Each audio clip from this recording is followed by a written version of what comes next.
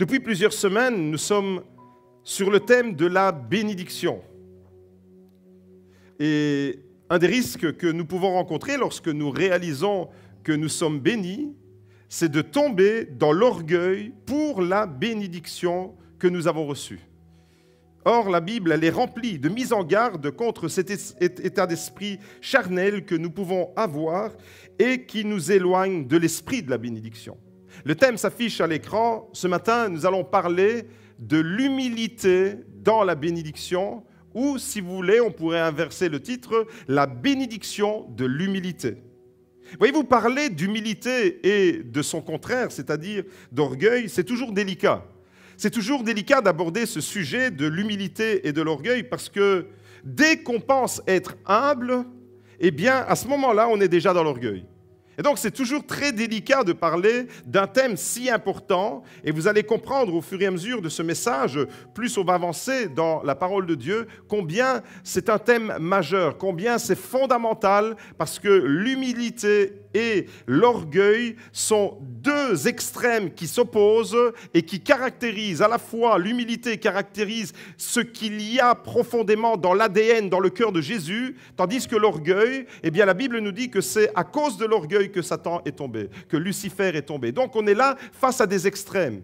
Et celui qui prétend être humble, comme je le disais, court le risque d'être déjà dans l'orgueil. Donc c'est vraiment délicat que Dieu nous donne sa sagesse, aussi bien à moi qui ai la responsabilité de vous apporter ce message et à chacun d'entre vous qui entendez, qui recevez ce message de la part de Dieu. Je tiens à préciser que ce message que je vous adresse ce matin, je me l'adresse en premier à moi-même. Cela est dit, on peut aller plus loin. Alors ce matin, nous allons découvrir la bénédiction et nous allons découvrir que la bénédiction est un privilège qui nous responsabilise et qui doit nous maintenir dans l'humilité. On a vu différentes facettes de la bénédiction dans les dimanches précédents, combien c'est important de recevoir, de vivre, de conscientiser le fait que Dieu nous bénit dès l'instant où il nous donne la vie, nous sommes déjà dans la bénédiction et qu'il ne veut que multiplier, nous faire entrer dans un cycle de bénédiction. Et ce matin, j'aimerais qu'on puisse vraiment prendre conscience de cela, que la bénédiction est un privilège immense qui nous responsabilise, parce que qui reçoit un privilège de la part de Dieu reçoit en même temps une grande responsabilité qui doit nous maintenir dans l'humilité.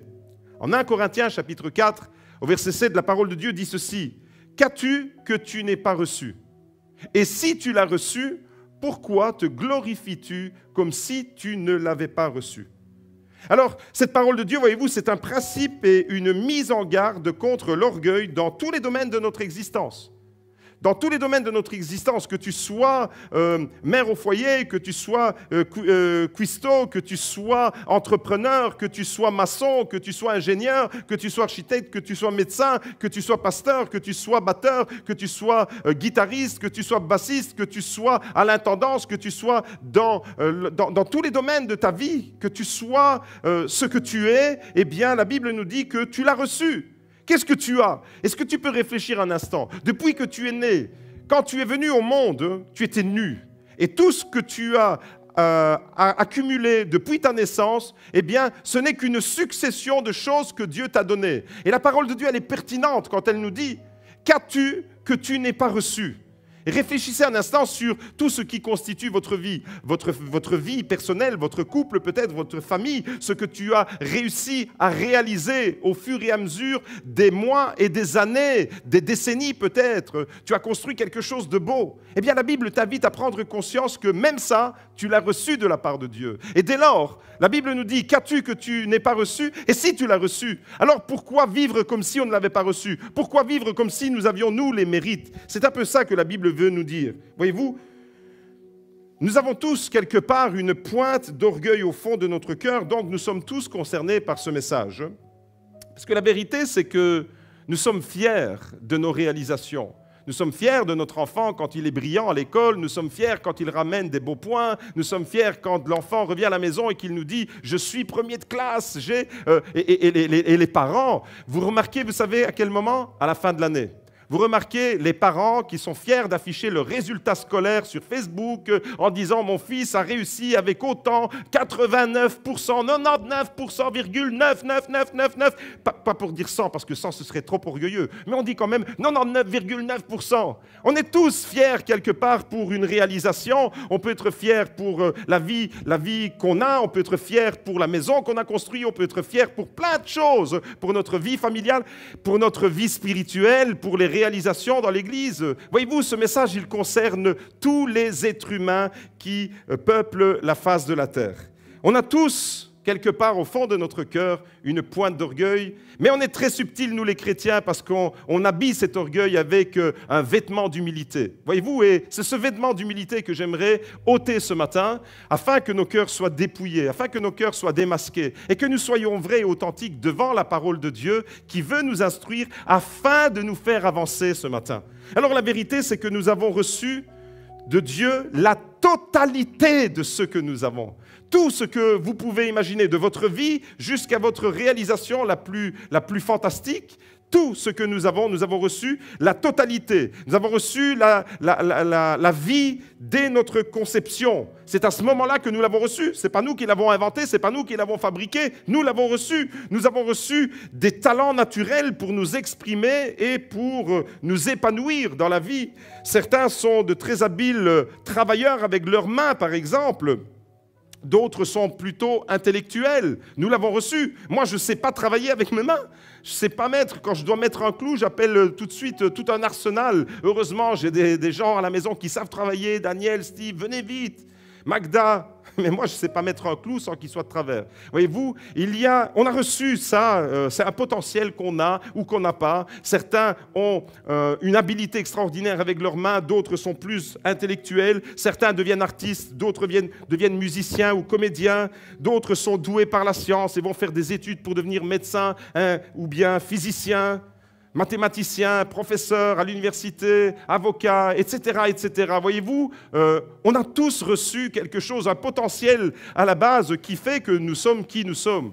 Depuis la vie, depuis notre conception, les talents naturels que nous recevons des capacités intellectuelles, nous recevons le salut dans le domaine spirituel. Nous recevons le salut. Le salut, nous ne le fabriquons pas nous-mêmes, nous ne le méritons pas. Le salut, c'est une grâce qui nous est offerte. Nous recevons la vie éternelle. Nous recevons des dons spirituels lorsque nous avons accepté Jésus et lorsque nous ouvrons notre cœur à l'Esprit de Dieu, lorsque nous recherchons la plénitude de l'Esprit. La Bible nous dit que Dieu nous équipe et Dieu nous donne. Nous les recevons, les dons spirituels, pour servir dans l'Église et servir les frères et les sœurs. Nous recevons une vision qui devient un projet et ensuite une réalisation pour contribuer à l'avancement et à la manifestation du royaume de Dieu. Bref, vous avez compris, tout ce qui caractérise notre vie, nous l'avons reçu. Tout. Depuis notre vie, notre conception, jusqu'à notre mort, nous recevons tout de la part de Dieu. Et vous retenez alors, dans tout ce que je viens de dire, vous retenez un verbe, le verbe recevoir. Nous avons reçu de Dieu de toutes ces choses, tout, absolument tout, vie, salut, don, talent, charisme, santé, même la santé, c'est Dieu qui nous la donne. Les biens de toutes sortes, tout ce qui constitue notre vie, nous l'avons reçu de Dieu. Et l'apôtre Paul nous dit, alors, si tu as reçu toutes ces choses, pourquoi te glorifies-tu comme si tu ne les avais pas reçues? Sous-entendu, pourquoi te glorifies-tu comme si tu étais toi le méritant, comme si c'était toi qui en retirais toute la satisfaction et toute la gloire? Voyez-vous, c'est parce que nous recevons tout de Dieu que nous ne devons jamais nous glorifier nous-mêmes. Pour ceux que nous avons reçus, nous devons donner la gloire à celui qui nous donne toutes ces choses. Et vous connaissez ce slogan des réformateurs du XVIe siècle, « À Dieu seul soit la gloire ». Deo, soli Deo gloria en latin. Voilà, donc nous recevons de Dieu et nous allons avancer un peu plus loin pour découvrir alors les facettes de la bénédiction qui est liée à l'humilité. Vous avez compris, ce matin, le thème, c'est l'humilité dans la bénédiction. Et mon tout premier point, c'est que prendre conscience, avant d'aller plus loin dans le message, que celui qui donne est supérieur à celui qui reçoit. Celui qui donne, dans l'absolu, c'est Dieu. La bénédiction, dans l'absolu, c'est Dieu qui nous la donne. La vie, c'est Dieu qui nous la donne. Et puisque c'est lui qui est au-dessus de tout, et c'est lui le donateur, c'est lui le dispensateur de toute grâce, nous dit la Bible, eh bien, c'est lui qui est supérieur à tout. Celui qui béni est supérieur à celui qui est béni. Hébreux, chapitre 7, verset 7. Or, indiscutablement, c'est l'inférieur qui est béni par le supérieur. Voilà ce que déclare la Bible.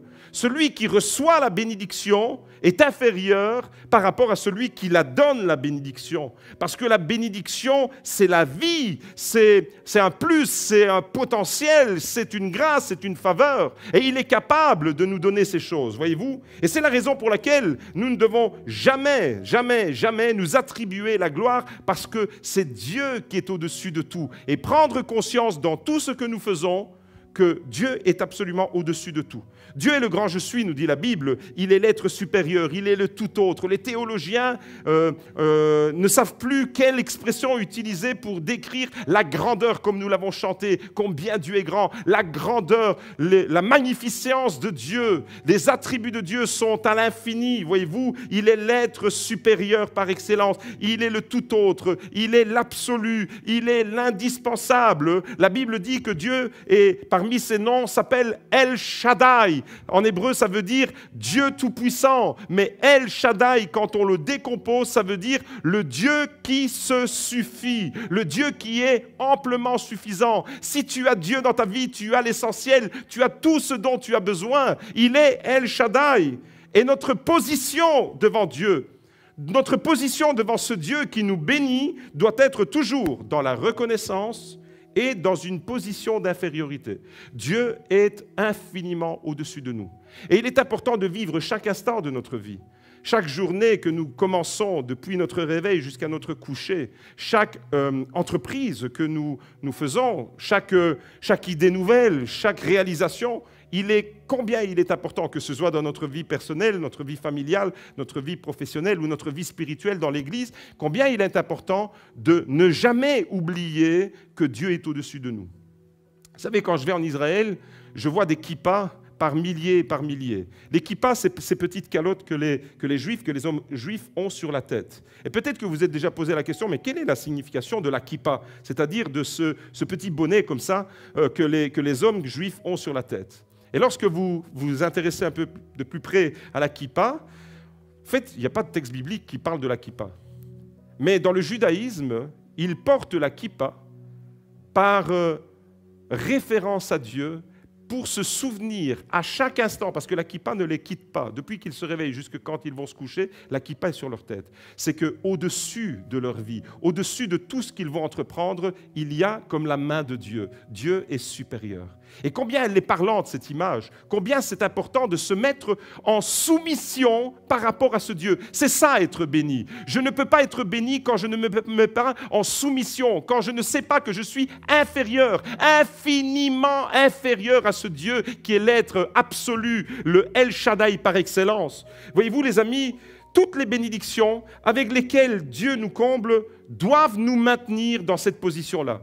Quelle que soit la bénédiction, certains sont bénis au niveau familial, d'autres sont bénis au niveau professionnel, d'autres sont bénis au niveau, que sais-je, dans tous les domaines de notre existence. Quel que soit le domaine dans lequel nous sommes bénis, nous devons absolument maintenir cette position d'infériorité par rapport à Dieu. Rappelez-vous, vous n'avez peut-être pas une kippa, mais il y a la main de Dieu sur votre vie. Celui qui vous bénit est supérieur parce qu'il est au-dessus de vous. Voyez-vous, je connais, et vous aussi, malheureusement, vous connaissez des personnes qui sont bénies, qui demandent à être bénies, qui prient pour être bénies, qui appellent le pasteur pour qu'elles soient bénies, pour que Dieu intervienne dans leur domaine, dans plusieurs domaines de leur vie. Et dès qu'elles sont bénies, elles oublient le Dieu de la bénédiction. J'en connais, j'en ai connu, et malheureusement, tant que le monde existera, il y aura des hommes et des femmes comme ça, des hommes et des femmes qui disent « Seigneur, Seigneur, Seigneur, si tu me donnes un mari ou une femme, je te servirai. » Le mari ou la femme arrive. On a fait des promesses à Dieu que volontairement on oublie des fois.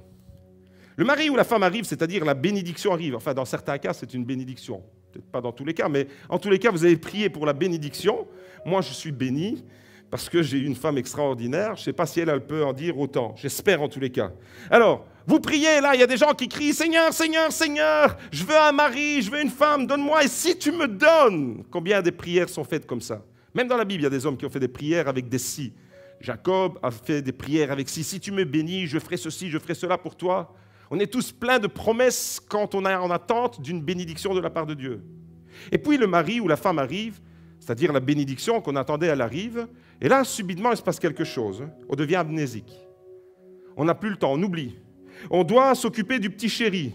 On doit s'occuper de la petite chérie. On doit lui préparer le petit déjeuner. On doit lui amener le café au lit. On doit faire plein de choses. On doit. Et la bénédiction prend la place de Dieu dans ta vie. Ce n'est plus le Dieu qui met sa main sur ta tête et qui te rappelle que tu es infiniment inférieur à ce Dieu-là et qui pourtant, bien qu'il soit supérieur, mais à des milliards d'années-lumière, il s'est fait proche. Il est venu nous rejoindre dans notre humanité. Ce Dieu merveilleux, voyez-vous, nous ne devons jamais l'oublier que même si la Bible nous dit qu'il nous appelle amis, même si l'Esprit de Dieu en nous pousse à crier vers ce Dieu en disant « Abba Père », il reste le tout autre, il reste le tout-puissant, il reste le Dieu qui ne partage pas et qui ne donne pas sa gloire à quelqu'un d'autre. Voyez-vous, les amis, on oublie, on a tendance à oublier. « Seigneur, Seigneur !» On est marié, on a besoin d'un enfant, on aimerait avoir un enfant. Et l'enfant tarde à venir. Alors on prie, on intercède, on fait des jeûnes. Seigneur, Seigneur, si tu nous donnes un enfant, on te servira avec toute la famille, on fera comme Josué. Josué, vous savez ce qu'il a dit, Josué? Moi et ma maison, nous servirons l'Éternel. On cite ce verset-là de la Bible, Josué 24, verset 15, on le cite et on dit, Seigneur, si tu me donnes un enfant, on te servira en famille. La bénédiction de l'enfant arrive et on oublie de servir Dieu. On n'a plus le temps pour Dieu. On n'a plus le temps, on doit s'occuper de l'enfant maintenant. Quelqu'un d'autre est malade. Seigneur, si tu me guéris, je t'assure que si tu me guéris, tout le restant de ma vie, je te servirai. La bénédiction de la guérison arrive et vous avez compris la suite. On oublie celui qui nous a guéris. Seigneur, si tu me donnes un travail, tu vois combien je galère en ce moment. Je suis en train de chercher un travail désespérément. Si tu me donnes un travail, je te promets que je te servirai. Je te promets qu'avec le salaire que j'aurai, j'apporterai dans l'église la dîme, les offrandes et même bien plus encore. Je te bénirai, je servirai ton projet, je servirai dans le royaume de Dieu. La bénédiction du travail arrive et on n'a plus le temps. On n'a plus le temps de s'occuper de Dieu parce qu'on doit s'occuper du business. Mes amis, écoutez bien ceci. C'est vraiment hyper important. Et ça, c'est vraiment ce que vous voyez là à l'écran, c'est vraiment fondamental. C'est un des points les plus importants que vous devez retenir ce matin. C'est-à-dire, placez Dieu absolument au-dessus de tout ce que vous faites. N'oubliez pas de placer Dieu au-dessus. Vraiment, c'est lui qui a l'autorité sur votre vie, dans toutes vos initiatives, dans tous vos projets, dans toutes vos réalisations. Et c'est ça le secret d'une vie épanouie et d'une vie bénie. Vous voulez savoir c'est quoi le secret de quelqu'un qui est béni? C'est qu'il sait qu'au-dessus de lui, il y a Dieu. Et il sait que même quand le chemin devient difficile, même quand il se resserre, même quand il y a des épreuves, la main de Dieu est toujours là. Dieu n'est pas moins présent quand tu traverses des difficultés.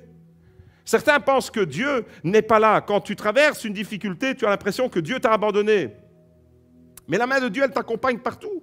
Elle t'accompagne partout, dans les moments de joie, dans les moments quand il y a le soleil qui brille.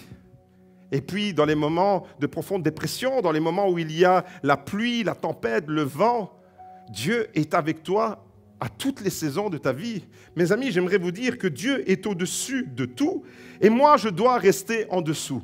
C'est ça la philosophie du chrétien qui sait être béni et qui doit rester dans une attitude d'humilité. Ne jamais prendre la place de Dieu autrement. Et quelquefois, dans notre cœur, eh bien, on s'attribue même la gloire qui revient à Dieu par rapport à une réalisation que nous avons faite. Vous savez, ces petites rivalités qu'il peut y avoir entre nous, où on veut se comparer à quelqu'un d'autre et notre réalisation, elle est meilleure que celle d'un autre. Aujourd'hui, on est dans le monde de la concurrence et Facebook, tous les réseaux sociaux contribuent à cela, où on est beaucoup dans le visuel, mais malheureusement, pas beaucoup dans la profondeur. Et pour être dans la profondeur ce matin, voilà une clé. Placez absolument dans tous les domaines de votre vie, placez Dieu au-dessus de tout ce que vous faites. C'est le secret d'une vie bénie, c'est le secret, c'est la clé de la bénédiction. Savoir que Dieu est au-dessus de nous. Pas seulement dans la théorie, pas seulement à le dire, pas seulement à être dans une expression verbale, mais à le pratiquer dans tous les domaines de notre vie chaque jour. Mes choix de vie, autrement dit, mes choix dans l'existence que je mène doivent être la démonstration de ce principe spirituel. Tous les choix que je fais, que ce soit un choix qui d'apparence n'est pas spirituel, mais étant donné que nous ne sommes pas des compartiments, nous ne sommes pas des armoires avec des tiroirs, nous sommes un être tout entier et notre vie n'est pas compartimentée. Dans tout ce que je fais, même dans ce qui ne me semble pas spirituel, Dieu est présent et Dieu doit être présent. Et Dieu doit être vraiment l'autorité au-dessus, la kippa au-dessus de ma vie. Dieu, même quand je fais des choix qui n'ont absolument rien à voir avec l'Église ou avec la vie spirituelle, dans tous les domaines de ma vie, je dois vivre. Il est supérieur et je suis inférieur et je dois rester à ma place. Ça, c'est le premier point que j'aimerais développer avec vous. Réaliser que Dieu est supérieur à nous et le vivre pleinement. Deuxième point, le vrai sens de la bénédiction. Le vrai sens de la bénédiction nous maintient dans la position que nous devons occuper, pas seulement se tenir en dessous de Dieu, mais à genoux devant Dieu. Dites avec moi, je veux être à genoux devant Dieu. La bénédiction, la vraie bénédiction, nous maintient à genoux devant Dieu. Et dans la Bible et dans la langue hébraïque, en général, il y a une relation étroite entre la bénédiction et les genoux.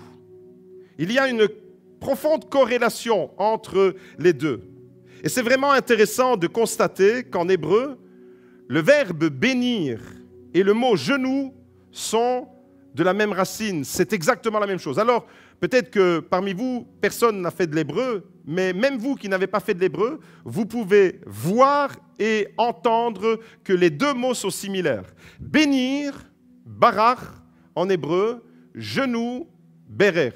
Ça s'écrit de la même manière, c'est juste vocalisé avec des voyelles qui sont un peu différentes. Voyez-vous, c'est vraiment intéressant de constater ça, de constater la proximité entre la bénédiction et le genou. Et dans la langue hébraïque, dans le français, bénir et genou, c'est deux mots qui sont totalement différents, tandis qu'en hébreu, c'est le même mot, c'est la même racine. D'ailleurs, le verbe bénir, barach, signifie aussi s'agenouiller. Voyez-vous? Et avec la racine des mots, on peut comprendre alors un principe fondamental, un principe combien important. C'est que la bénédiction, la vraie bénédiction se reçoit quand on est à genoux devant Dieu. C'est dans cette position-là que nous devons être, à genoux devant Dieu. C'est à ce moment-là que nous sommes le mieux disposés pour recevoir la bénédiction de Dieu. Autrement dit, si tu veux le barach, tu dois être barer. Si tu veux le barach, si tu veux être béni, tu dois être à genoux. Parce que c'est dans cette position-là que tu es non seulement en dessous de Dieu, mais que tu es prosterné devant Dieu. Et quand tu es prosterné devant Dieu, quand tu es prêt à l'adorer, quand tu es prêt à le louer, quand tu es prêt à le remercier, envers et contre tout, malgré les difficultés que tu traverses, c'est à ce moment-là que la vraie bénédiction descend sur ta vie. De barach à berer ou de berer à barach. Mes genoux me rappellent constamment la bénédiction de Dieu. Oh là là, combien c'est bon. La parole de Dieu, elle est merveilleuse. Et on va plus loin. La troisième leçon que j'aimerais vous partager ce matin, c'est que la bénédiction de Dieu vous maintient à genoux devant Dieu et debout face à l'ennemi. Waouh! À genoux devant Dieu, seulement devant lui. Je me prosterne seulement devant Dieu, mais quand je suis à genoux devant Dieu, c'est à ce moment-là que je peux être debout et tenir fermement sur mes pieds face aux assauts à répétition de l'ennemi. Mes amis, j'aimerais vous rappeler que c'est parce que vous êtes bénis que vous pouvez tenir dans l'adversité. Si vous n'étiez pas bénis, le premier coup de vent vous emporterait. Mais parce que vous êtes bénis. Vous savez, pour donner de la stabilité à votre vie, vous avez une position. Soyez à genoux devant Dieu. Parce que quand vous êtes à genoux devant Dieu, vous êtes debout devant l'ennemi. Ça, c'est merveilleux de réaliser ce principe qu'il y a là. Lorsque vous êtes éprouvé, par exemple, faites-le. Faites-le matériellement. Lorsque vous êtes éprouvé, lorsque vous êtes attaqué par toutes sortes de fléaux, mettez-vous à genoux devant Dieu. dans ton épreuve actuelle. Je ne sais pas ce que tu traverses en ce moment. Il y a des personnes qui traversent des épreuves redoutables. Il y a des personnes qui traversent des épreuves de maladie. Il y a des personnes qui sont fortement éprouvées dans leur santé physique. Mets-toi à genoux devant Dieu. Et quand tu te mets à genoux, eh bien, il te donne à ce moment-là la force de rester debout devant ton adversité. C'est un phénomène inversé. Vous savez, avec Dieu, c'est souvent des phénomènes inversés. Pour retrouver la vie, il faut perdre la vie. La Bible dit que c'est celui qui meurt à soi-même qui a la vie éternelle. Et c'est celui qui renonce à lui-même qui peut obtenir toutes les richesses du royaume de Dieu. Et c'est quand tu es à genoux que tu es debout en réalité. Mais pas te tromper, à genoux devant Dieu. Et pas à genoux parce que la vie t'a jeté par terre. Tant que cet ordre est maintenu, vous n'avez rien à craindre. Tant que vous maintenez cette position-là, à genoux devant Dieu et debout devant l'ennemi, eh bien, vous n'avez pas à craindre la tempête qui peut s'abattre sur votre vie. Vous savez pourquoi? Parce que vous êtes comme une maison qui a été enracinée, qui a été véritablement construite sur le roc. Hier, sur mon Facebook, j'ai partagé une photo que j'ai prise lorsque nous étions en construction avec une Bible dans ses fondations. Et sous mes pieds, là, pendant que je vous parle, sous mes pieds, il y a cette Bible dans le béton qui a été coulé pour nous rappeler que nos fondations sont dans la parole de Dieu. Et quand j'ai des fondations aussi solides que la parole de Dieu, je peux rester debout, dit Jésus, malgré les tempêtes. Le vent est venu, la tempête a soufflé, la pluie est tombée sur cette maison, mais la maison est restée debout. Pourquoi? Parce qu'elle est ancrée dans le béton, elle est ancrée dans le roc. Et quand je suis à genoux, Bérer, je suis Barar, je suis béni. Mes amis, des fois, l'ordre peut être inversé, malheureusement, dans la vie. Et c'est là qu'il y a de la confusion. Je m'explique. Le diable veut mettre les gens à genoux. Par toutes sortes de difficultés, d'épreuves, le diable veut te jeter par terre. Et pourquoi il met les gens à genoux? Pour les humilier, pour les oppresser, pour détruire, pour ravager. La Bible dit qu'il est venu, le voleur vient pour ravager, pour détruire, pour égorger. Voilà pourquoi le diable veut mettre l'humanité par terre. Voilà pourquoi le diable veut jeter les gens par terre. Il veut mettre les gens par terre pour les détruire et pour les humilier. Mais c'est totalement différent. Quand on est à genoux devant Dieu, c'est pour qu'il nous relève, pour être fortifié. Voyez-vous, la position à genoux devant Dieu est une position de force, parce qu'elle nous met dans une position de dépendance à Dieu. Quand tu es à genoux devant Dieu, tu sais que tu dois dépendre de lui. Et c'est ça ta force. La bénédiction, la vraie bénédiction, c'est quand tu dépends à 100% pour tous les aspects de ta vie. Tu dépends à 100% de Dieu. La folie d'Adam et Ève dans le jardin d'Éden, c'est à un moment donné, ils ont cru qu'ils étaient autonomes. Autonome, vous savez ce que ça veut dire? Ça veut dire être une loi pour soi-même. Auto, c'est soi-même, et nomos en grec, ça veut dire une loi. Donc, quand on parle en français, on parle aussi en grec. Autonome, ça veut dire être une loi en soi-même. Mais Dieu n'a jamais prévu que l'homme soit autonome. Dieu a créé l'être humain pour qu'il soit dépendant de son Créateur. Et quand tu es autonome, c'est-à-dire que tu ne te réfères plus à Dieu dans tes choix, dans tes décisions, dans les orientations que tu donnes à ta vie, tu es autonome, certes, mais tu es sorti de la bénédiction. C'est ce qui est arrivé à Adam et Ève. Ils sont devenus autonomes, ils ont eux-mêmes décidé ce qui était bien et mal, ils ont été une loi pour eux-mêmes. L'arbre de la connaissance du bien et du mal. Mes amis, j'aimerais vous dire que notre position à genoux, alors, elle est vraiment fondamentale. Elle est fondamentale et on va découvrir quelques exemples dans la Bible où des hommes et des femmes ont fait changer vraiment le cours de l'histoire parce qu'ils étaient à genoux. Quand tu es à genoux, dans cette position-là, c'est à ce moment-là que tu es le plus fort. Des fois, on est attaqué, on est éprouvé, on est découragé. Malheureusement, à ce moment-là, on n'a plus envie de nous mettre à genoux devant Dieu. Parce qu'on a envie de se mettre à genoux devant Dieu quand on reçoit un moment d'onction, quand on est bien, quand on est dans la louange, quand on se sent bien, on se met à genoux. Mais en réalité, la Bible nous invite à nous mettre à genoux constamment. Pas parce que nous sommes bénis par un moment de culte comme celui-ci. Quelques jours en arrière, j'étais en entretien dans mon bureau et j'ai reçu un couple qui m'a dit « Pasteur, quand tu as dit dimanche dernier, mettez-vous à genoux avec nous. » Et si vous vous rappelez, on était à genoux, il y avait Mathilde, il y avait Johanna et moi ici, on s'est mis à genoux parce qu'il y avait vraiment la présence de Dieu qui nous poussait à faire ça. Et j'ai lancé cette invitation à travers les écrans, vous l'avez entendu. Et il y a quelqu'un qui m'a dit « Pasteur, tu sais ce qui s'est passé ?» Là, pendant le culte, là, on a eu à manger, on a eu le café, on a eu jusqu'au au dessert. On a eu l'entrée, le plat de résistance, et on a eu même le dessert et le café, tellement que c'était bon. Et quand tu as dit ça, mettez-vous à genoux, eh bien j'étais à genoux dans mon salon. Dans ta maison, tu peux être à genoux devant Dieu, parce que c'est là que Dieu te veut. C'est dans cette position-là que Dieu te veut. Et quand tu es à genoux, mon frère, ma sœur, devant Dieu, devant la gloire de Dieu, devant la sainteté de Dieu, devant la supériorité de Dieu, c'est alors que tu es véritablement à ta place d'homme et de femme. Waouh! Malheureusement, des fois, on n'a plus envie de se mettre à genoux parce que l'épreuve devient redoutable. Et à cause de ça, parce qu'on n'est pas à genoux, on n'a plus la force d'affronter l'épreuve. Et c'est un cercle vicieux. Tu n'es plus à genoux, tu n'as plus la force d'être dans la résistance, dans l'attaque, prendre ta vie en face et d'entrer dans les victoires que Dieu te donne. Alors comprenez bien ceci, il y a vraiment une relation de cause à effet, je pense que vous l'avez déjà capté, il y a vraiment une relation de cause à effet. Si je suis à genoux devant Dieu, je suis automatiquement debout devant l'ennemi. Barar, berer.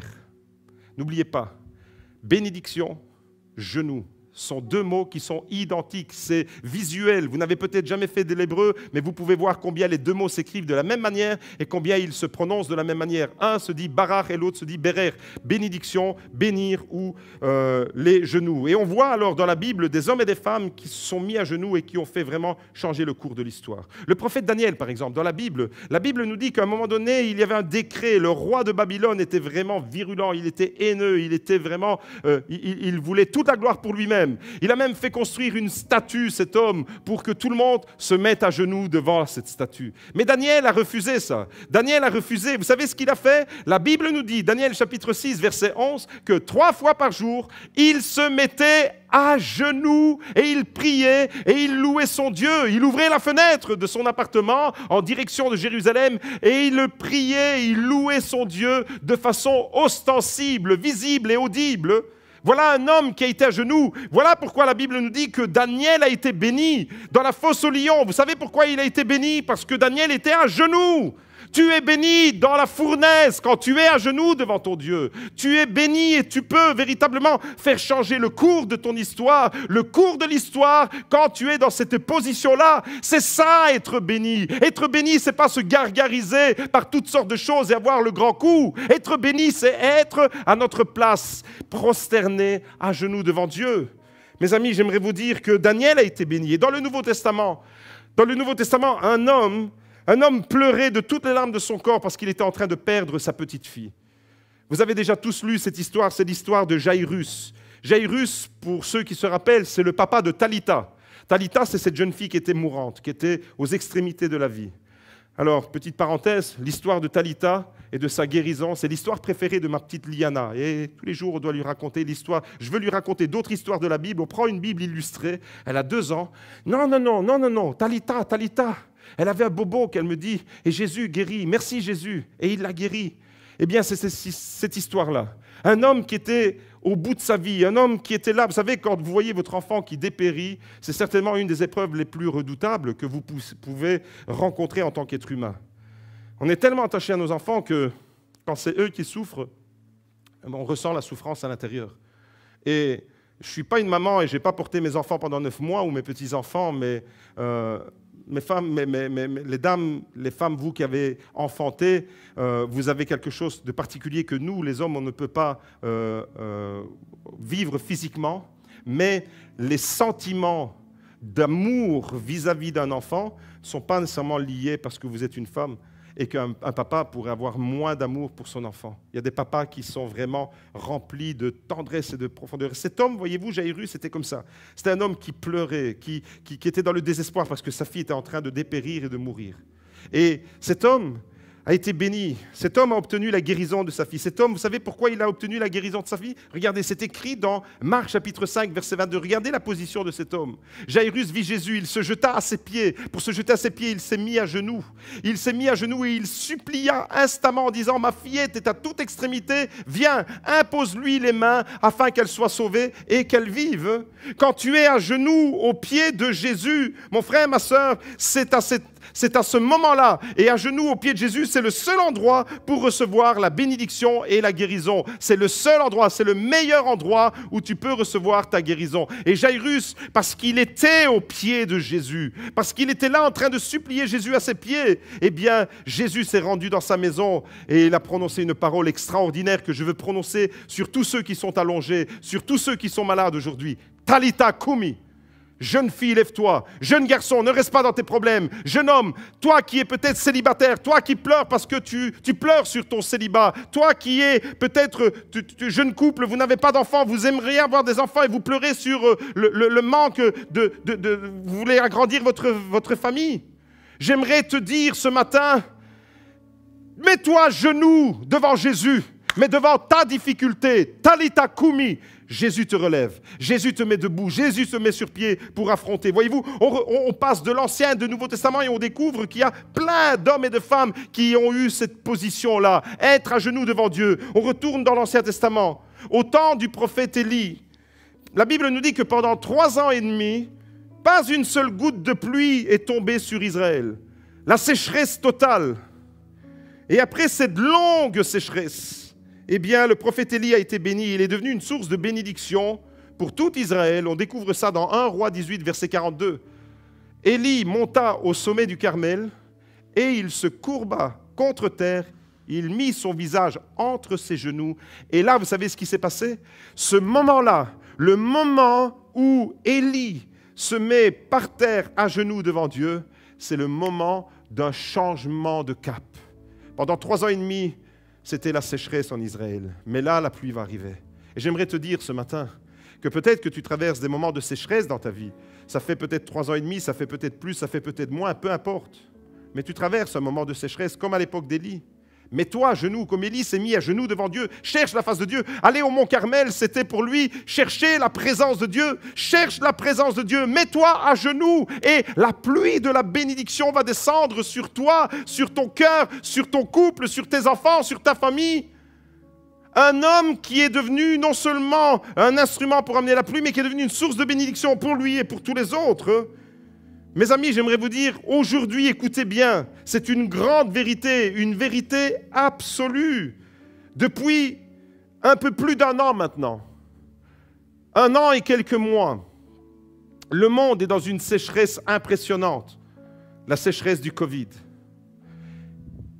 Et pour que la pluie de la bénédiction descende, pour que la pluie de la guérison, de la restauration et de la délivrance arrive sur le monde, on est tous en attente de ça. Il faut que tous les chrétiens se mettent à genoux devant leur Dieu. La crise du Covid, qu'est-ce qu'elle a provoqué dans les églises?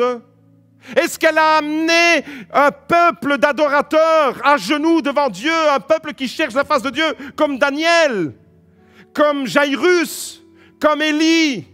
Oui, il faut que tous les chrétiens se mettent à genoux devant Dieu.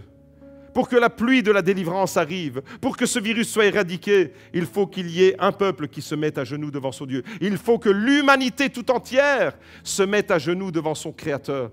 Et il faut que ce moment de l'histoire unique que nous sommes en train de traverser amène l'humanité tout entière à reconnaître qu'il y a un Dieu qui est supérieur à tous.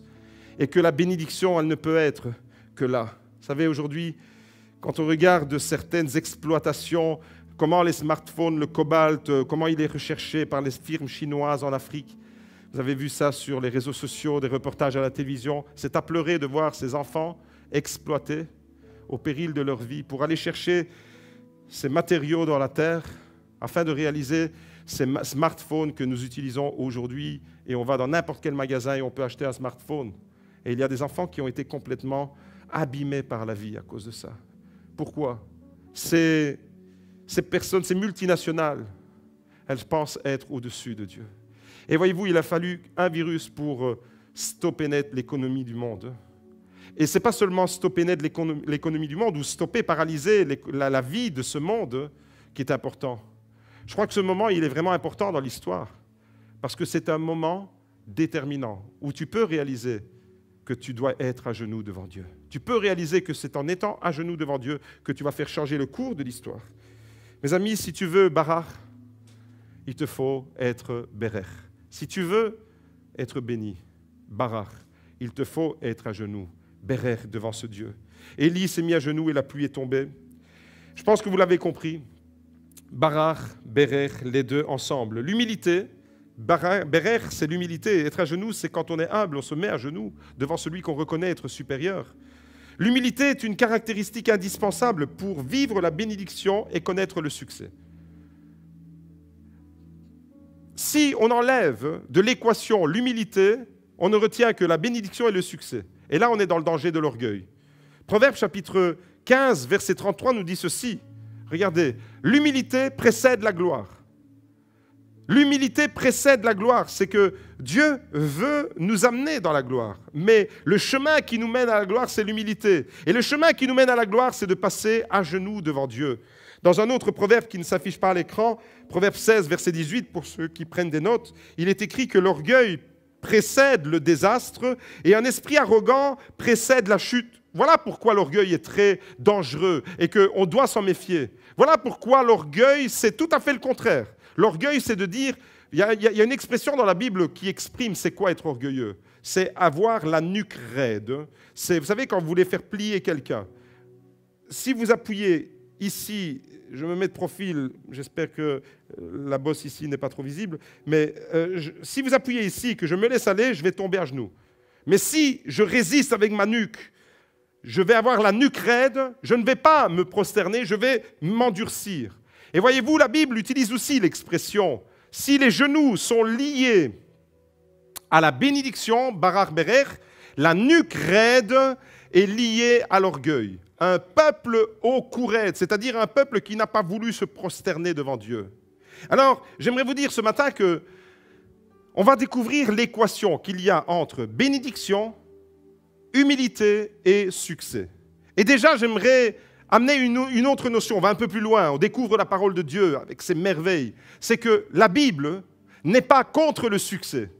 On va découvrir ça. Alors, quel est le rapport précisément entre l'humilité et le succès?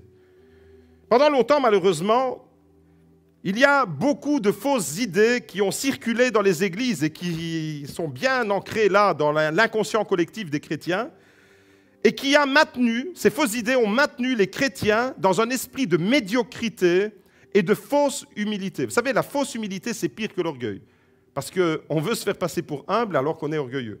Mais des fausses idées qui concernent le succès et l'humilité dans l'Église. Et je pense qu'il est temps de vraiment comprendre ces notions-là qui sont vraiment au cœur de la bénédiction. La grande erreur, voyez-vous, qui a souvent été commise, consiste à mettre en opposition l'humilité d'un côté avec le succès. Comme si c'était deux choses qui s'excluaient mutuellement. Comme si ces deux réalités étaient opposées. Humilité et succès, comme si elles étaient vraiment des entités complètement séparées. Et la vérité, c'est que nous devons combattre la mentalité de médiocrité et développer une culture de l'excellence. Voyez-vous, dans le monde chrétien, on a souvent commis l'erreur de mettre en opposition l'humilité avec le succès et de confondre l'humilité avec la médiocrité. C'est bon, on va se contenter de ça. Vous voyez, l'esprit de médiocrité, c'est quoi? C'est bon, on ne va pas essayer d'améliorer la situation. C'est bon, il faut se contenter comme ça. Parce que si on améliore la situation, ça risque d'être pris pour de l'orgueil. Mes amis, ce procédé-là, qui est un procédé dans nos têtes, on doit absolument le démonter. C'est une erreur. Bibliquement parlant, c'est une grave erreur. Une grave erreur qui a souvent malheureusement freiné les chrétiens dans de nouveaux projets. Pourquoi? Parce que tu as un projet, un beau projet. Ce n'est pas parce que tu as un beau projet que tu es orgueilleux. Mais souvent dans les églises, on a, parce que tu as un projet, est sûrement orgueilleux. Vous savez, il y a même des théologiens qui ont dit que Joseph, il a eu le rêve de Dieu et il était sûrement orgueilleux du rêve que Dieu lui a donné. Et c'est pour ça qu'il faut dédouaner les frères. C'est pour ça que les frères l'ont pris en grippe et ils ont eu de la haine. Parce que Joseph a eu la bénédiction de Dieu, il a eu un rêve, il a eu des songes et il avait un projet, autrement dit. Et quand il a présenté son projet, la réaction des autres a été de la jalousie, a été toute l'histoire de Joseph que vous connaissez. Ne jamais confondre l'humilité avec la médiocrité. D'ailleurs, pourquoi? J'aimerais comprendre. C'est quelque chose que je ne suis pas encore parvenu à comprendre et j'attends que quelqu'un puisse me l'expliquer. J'aimerais comprendre d'ailleurs pourquoi Dieu serait-il contre le succès? Pourquoi Dieu serait opposé au succès, sous prétexte qu'il préconise l'humilité? Alors, j'aimerais vous rappeler plusieurs choses à ce sujet. Premièrement, l'Église est le peuple de l'humilité, pas de la médiocrité. L'Église est le peuple de l'excellence, pas de la médiocrité. L'Église est le peuple de l'accomplissement des promesses, pas de la médiocrité. L'Église est le peuple de la bénédiction, pas de la médiocrité. Mes amis, vouloir bien faire les choses, ce n'est pas de l'orgueil, c'est de la conscience. Tandis que se contenter de faire mal les choses, ça, ce n'est pas de l'humilité, c'est de la négligence. Je répète ça. Vouloir bien faire les choses, ce n'est pas de l'orgueil, c'est de la conscience. Vous confiez, vous avez des travaux à faire dans votre maison, vous appelez une entreprise de maçonnerie, une entreprise de carrelage, d'électricité, de chauffage. Vous payez cette entreprise, vous êtes en droit d'attendre qu'il réalise bien les travaux et qu'il soit soigneux et consciencieux. Vouloir bien travailler, ce n'est pas de l'orgueil, c'est de la conscience. On appelle ça de la conscience professionnelle, mais on appelle ça aussi de la conscience spirituelle quand tu veux bien faire les choses pour le royaume de Dieu. Tandis que bâcler les choses, faire mal les choses, ce n'est pas de l'humilité, c'est de la fausse humilité. Lorsque tu bâcles la vie, un entrepreneur qui bâcle la qualité de son travail et qui va voler littéralement l'argent de ses clients et puis il va se retrouver au téléphone parce que les clients vont dire « Entrepreneur, viens parce que le mur est de travers, le robinet il fuite, tout ce que tu as fait est de travers. » Ce n'est pas de la conscience, c'est de la négligence, ce n'est pas de l'humilité ça, c'est de la négligence. Donc ne confondez pas les termes mes amis. L'humilité n'est pas opposée au succès et l'humilité ne doit jamais se confondre avec la médiocrité. La Bible, deuxièmement, n'oppose jamais l'humilité avec le succès. Jamais vous ne trouverez dans la Bible cette opposition entre les deux. Vous pouvez être humble, autrement dit. Vous pouvez être humble et connaître le succès dans vos entreprises et inversement. Vous pouvez être orgueilleux et ne jamais connaître le succès. Parce que l'orgueil, voyez-vous, n'est pas lié au résultat. L'orgueil, c'est un état d'esprit. L'orgueil, c'est une attitude intérieure. Indépendamment du résultat, je peux ne rien faire de bon et être orgueilleux, comme je peux faire des bonnes choses dans la vie et être humble. Donc, bien faire les choses n'a rien à voir avec de l'orgueil. Et l'exemple le plus parlant et le plus frappant, c'est Jésus lui-même. C'est l'exemple parfait que nous avons à suivre. Jésus est la personne la plus humble que le monde ait jamais connue, mais il a toujours connu le succès dans tout ce qu'il a fait. La Bible nous présente Jésus, le caractère de Jésus. Ce qui frappe aux yeux quand on lit l'Évangile, c'est que Jésus était vraiment humble. Le Dieu Tout-Puissant, El Shaddai, je disais tout à l'heure, le Dieu qui est au-dessus de tout, qui s'est abaissé. Waouh! Qui est venu nous rejoindre dans notre humanité, qui est venu naître dans une étable, qui s'est fait le serviteur de tous, qui a montré le chemin de la bénédiction. Il s'est mis à genoux pour laver les pieds de ses serviteurs, pour laver les pieds de ses apôtres. Waouh! Jésus, l'homme le plus humble que la terre ait jamais connu.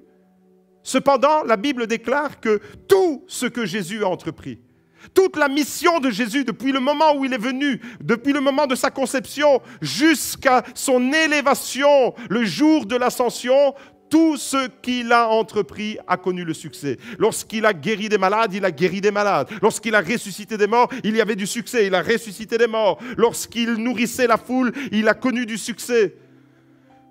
Ne confondez pas l'humilité avec la médiocrité. La bénédiction, voyez-vous, se reçoit et elle se vit dans l'humilité, à genoux devant Dieu, et elle nous conduit dans le succès. C'est ça la bénédiction. Voilà la bonne équation. Concrètement, dans la vie de tous les jours, qu'est-ce que ça veut dire? Ça veut dire que personne ne commence sa journée en disant « j'ai envie de foirer ma journée aujourd'hui ». Vous êtes déjà réveillé, vous, un matin, en disant « j'ai envie de foutre en l'air ma vie ». J'ai envie de bazarder. Vous allez travailler, j'ai envie de rater ma journée au travail. J'ai envie de rater ma vie. Je me marie, j'ai envie de rater mon divorce. J'ai envie de rater mon mariage, j'ai envie que ça se solde par un divorce. Il n'y a personne qui fait quelque chose, qui entre dans un projet en espérant le voir échouer. Et il ne faut même pas être chrétien pour ça. Il faut avoir simplement du bon sens, de la logique. Par exemple, vous ne prenez jamais l'avion en espérant qu'il s'écrase. Au contraire, vous espérez que le voyage soit un voyage avec succès, que vous puissiez arriver à destination. Comprenez, les exemples que je donne ici, c'est pour vous montrer que vous commencez quelque chose, ce n'est pas pour que ça échoue.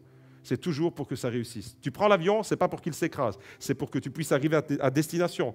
Le type qui commence un travail, quel qu'il soit, ou qui montre un business, qui devient indépendant, qui ouvre un commerce, le gars qui dit « j'en ai marre de travailler pour un boss, je veux ouvrir mon business personnel, mon entreprise, mon commerce ».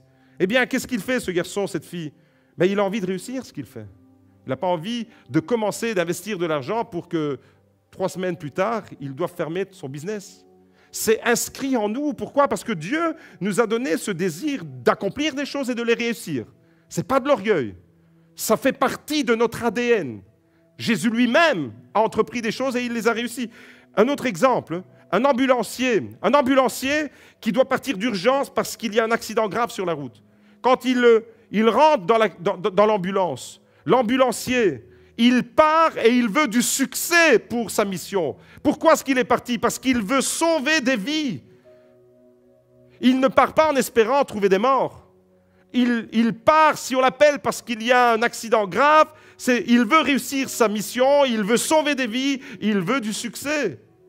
Je donne des exemples qui n'ont rien à voir les uns avec les autres. Je parle du type qui va au travail, je parle de l'ambulancier, je peux parler du père et de la mère de famille qui élèvent des enfants. Il n'y a personne. Il n'y a pas un papa sur terre, une maman sur terre qui veut rater, qui veut manquer l'éducation de leurs enfants. Vous élevez votre famille, vous avez envie de réussir. Vous avez envie de réussir l'éducation. Le maçon qui construit une maison, ce n'est pas pour que le mur soit de travers, il veut la réussite dans son travail. Vous avez compris, tous les exemples, je pourrais allonger la liste.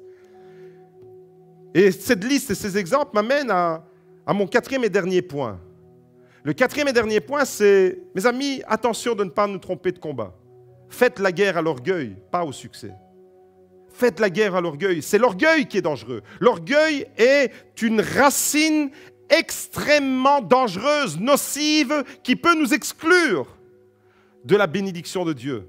Mais pas le succès. Dieu a prévu le succès. Dieu a mandaté l'être humain avec une mission pour qu'il accomplisse cette mission avec succès. Quand Dieu a créé l'être humain, il l'a béni, et la bénédiction, c'était « multipliez-vous, croissez, remplissez la terre ». Mais quand Dieu lui a donné cette mission, c'était pour que l'homme puisse accomplir avec succès cette mission, de peupler la face de la terre. Quand Jésus a confié la mission aux apôtres d'aller et de répandre la bonne nouvelle jusqu'aux extrémités de la terre, c'était une mission, la bénédiction. Rappelez-vous, Jésus a béni les apôtres, c'est la toute dernière chose qu'il a faite avant de remonter au ciel. Et ensuite, les apôtres sont partis dans leur mission. Mais pourquoi Jésus leur a donné cette mission? Pour les voir échouer? Non, il leur a dit... Vous serez mes témoins à Jérusalem, en Judée, en Samarie, jusqu'aux extrémités de la terre. Vous allez accomplir cette mission avec succès. Donc, attention, faites la guerre à l'orgueil, pas au succès dans vos entreprises.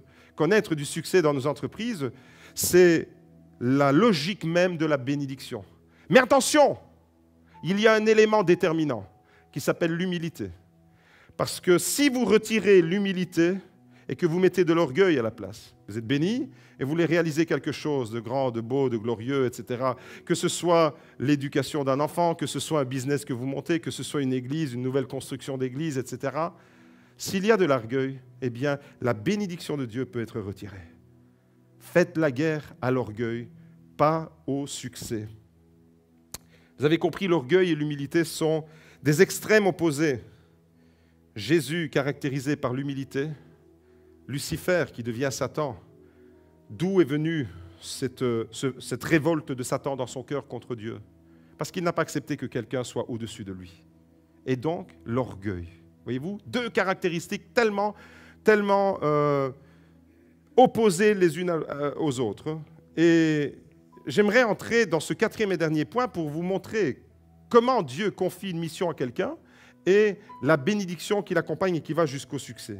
Mes amis, au moment où le peuple d'Israël devait entrer dans la terre promise, Vous connaissez tous ces récits avec Moïse et puis Josué. La Bible nous dit que Dieu a béni son peuple, que Dieu leur a assuré le succès, mais en même temps, la Bible dit qu'il les a mis en garde contre l'orgueil. On va découvrir ça. Et j'aimerais vraiment que vous puissiez retenir cette équation mathématique, elle est vraiment fondamentale.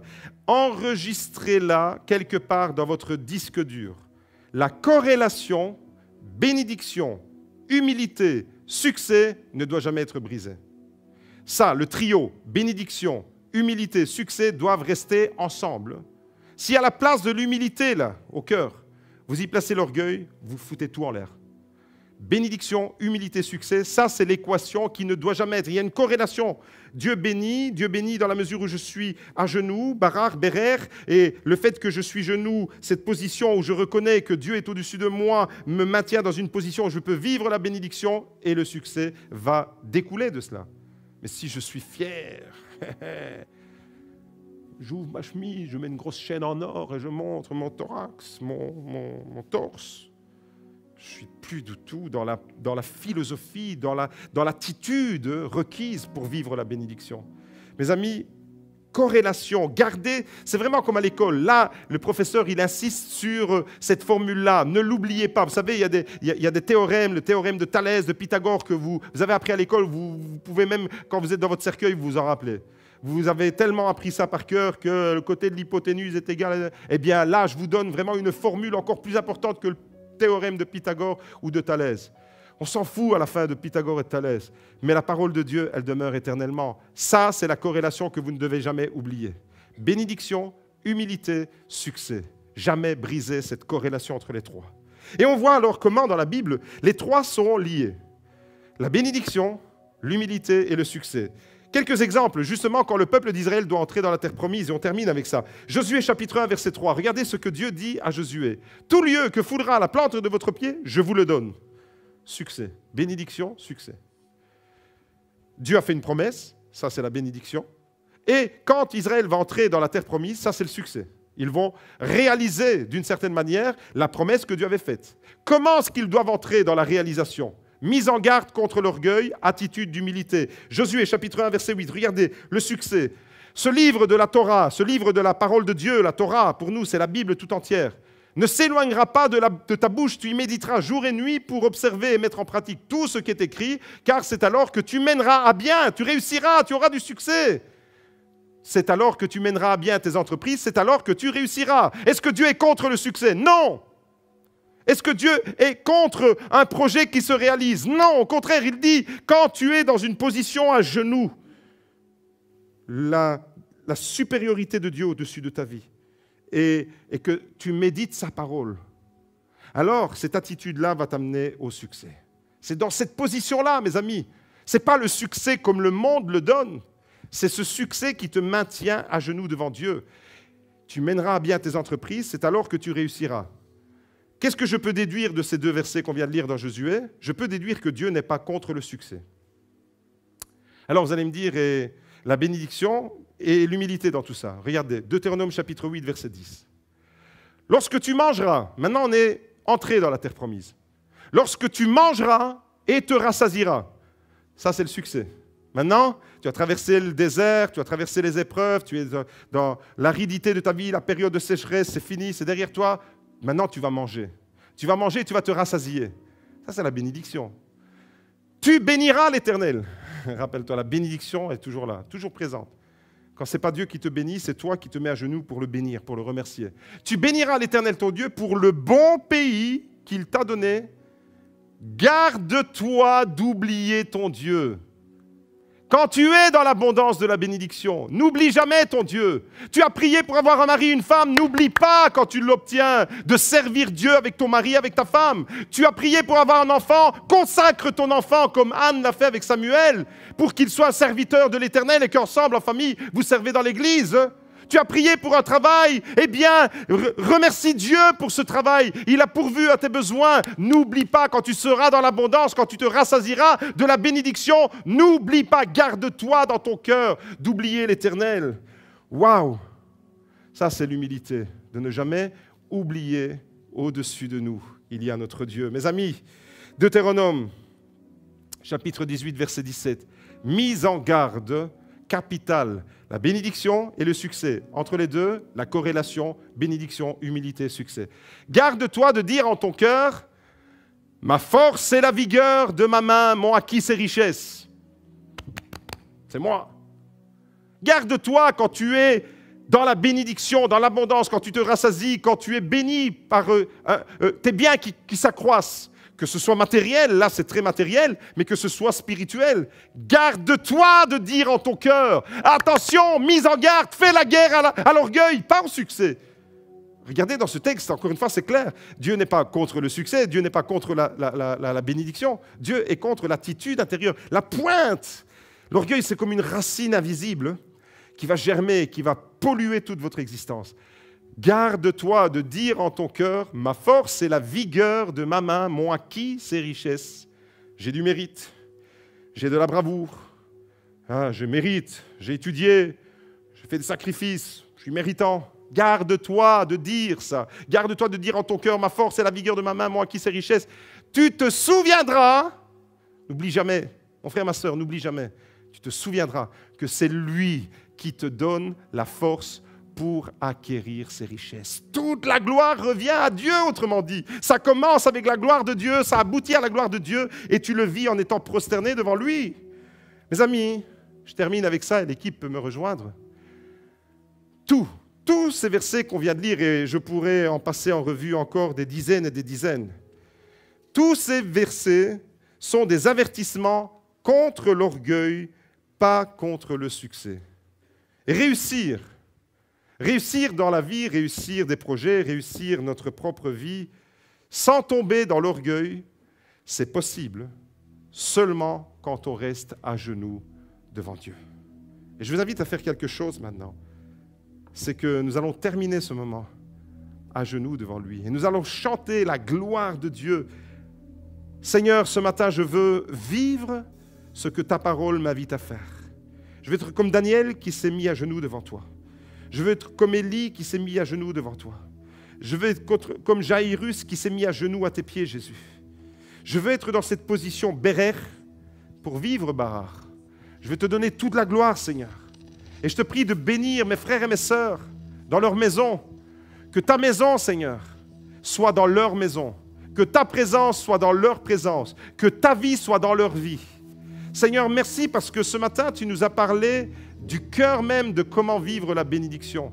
De ne jamais, jamais, jamais accorder de l'importance démesurée à la bénédiction et de nous mettre toujours sous l'autorité du Dieu de la bénédiction. Seigneur, je te prie dans le nom de Jésus de visiter ton Église. Seigneur, dans cette sécheresse qui touche l'humanité tout entière, depuis 1 an et des mois, le monde est touché par cette aridité, par cette sécheresse, comme à l'époque d'Élie. Le virus, coronavirus, le Covid a plongé l'humanité dans une profonde sécheresse, Seigneur. Et ce matin, je te prie, Seigneur, à genoux, de faire venir la pluie de la restauration, de faire venir la pluie de la guérison, la pluie de la délivrance, Seigneur. Que ton Église, le GLC Beaudour, mais aussi les églises du monde entier, Seigneur, sois dans la position que tu attends que nous ayons, à savoir rester à genoux devant toi, te donner toute la gloire. Merci Seigneur parce que ce matin tu nous conduis, Seigneur, de la bénédiction au succès de ta promesse, Seigneur, et tu nous donnes une clé pour vivre la bénédiction, c'est l'humilité. Garde-nous toujours avec cette attitude, Seigneur, et tant que nous serons avec cette attitude, lorsque nous serons à genoux devant toi, Seigneur, tu nous remettras debout devant l'adversité, devant l'ennemi de nos âmes, Seigneur, devant celui qui veut nous tourmenter. Nous sommes dans ta victoire ce matin. Nous proclamons ta gloire. Nous proclamons, Seigneur, ce matin que tu es Dieu. Merci, Seigneur, de bénir. Merci, Seigneur, de visiter. Merci, Seigneur, de guérir, de restaurer. Seigneur, ton Église a besoin de toi et nous sommes là prosternés pour te donner toute la gloire. Elle t'appartient, Seigneur. Non pas à nous, disait le psalmiste, mais à ton nom seul soit la gloire. Et le peuple de Dieu répond Amen, Amen, Amen. Dieu, tu es bon et ta grâce envers nous dure à jamais. C'est avec ces paroles que nous vous souhaitons une bonne semaine dans la bénédiction de Dieu. que soyez vraiment bénis, encouragés et remplis de l'amour de Dieu. Bonne semaine à tous les amis, on chante ensemble. Alléluia.